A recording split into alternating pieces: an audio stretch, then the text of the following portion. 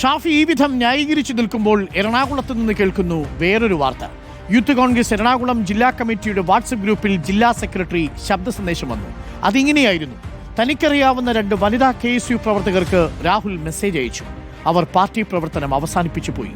തെറ്റിനെ ന്യായീകരിക്കേണ്ട ആവശ്യമില്ല. ഇതായിരുന്നു ജില്ലാ സെക്രട്ടറി ആഷി കരോട്ടിന്റെ സന്ദേശം. ജില്ലാ ഭാരവാഹികളിൽ 70% പേർക്കും പരിചയമുള്ള പെൺകുട്ടികൾക്ക് രാഹുലിൽ നിന്ന് മോശം അനുഭവം ഉണ്ടായിട്ടുണ്ടാകാമെന്ന് തൊട്ടു പിന്നാലെ ജില്ലാ വൈസ് പ്രസിഡന്റ് ചെറിയാൻ ജോർജ്. ഇത്ര വൃത്തികെട്ടവനെ എന്തിനാണ് നമ്മൾ ചുമക്കുന്നത് എന്നും ചോദിച്ചത് നമ്മളല്ല, KSUവിന്റെ അഡ്മിൻ പാനലിൽ. അർജുൻ മട്ടന്നൂരുണ്ട്. അർജുൻ, ആ ചോദ്യമാണ്, ഇത്ര വൃത്തികെട്ടവനെ എന്തിനാണ് ചുമക്കുന്നത് എന്നുള്ള ചോദ്യം വരുന്നത് യൂത്ത് കോൺഗ്രസിന്റെ സഹസംഘടനയായ KSUവിൽ നിന്നാണ് ആ ചോദ്യം ഉണ്ടാവുന്നത്. സഹികെട്ട് ചോദിച്ചതായിരിക്കുമല്ലേ പിള്ളേർ?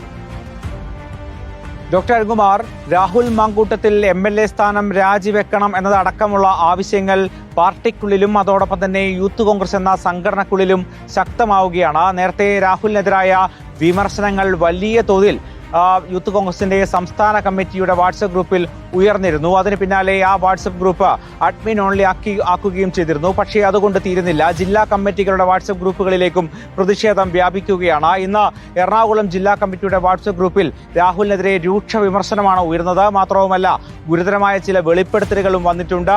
ഇത്തരത്തിൽ സമാനമായ സാഹചര്യം, സമാനമായ അനുഭവങ്ങളുണ്ടായ 2 KSU വനിതാ നേതാക്കളെ തനിക്കറിയാം എന്ന് പറയുന്നത് യൂത്ത് കോൺഗ്രസിന്റെ ജില്ലാ സെക്രട്ടറിയാണ്. അതിനെ സ്ഥിരീകരിച്ചുകൊണ്ട് മറ്റൊരു നേതാവും സമാനമായ സാഹചര്യമുണ്ട് എന്ന് ഈ വാട്സപ്പ് ഗ്രൂപ്പിൽ പങ്കുവെക്കുന്നുണ്ട്. എന്തായാലും ഈ സന്ദേശങ്ങൾ വന്നതിന് പിന്നാലെ അത് ഡിലീറ്റ് ചെയ്തു. അതിന് പിന്നാലെ എറണാകുളം ജില്ലാ കമ്മിറ്റിയുടെ വാട്സപ്പ് ഗ്രൂപ്പും ഇത്തരത്തിൽ അഡ്മിൻ ഓൺലി ആക്കി മാറ്റുന്നുണ്ട്. പക്ഷേ പ്രതിഷേധം അതുകൊണ്ട് അവസാനിക്കില്ല എന്ന കാര്യം ഉറപ്പാണ്.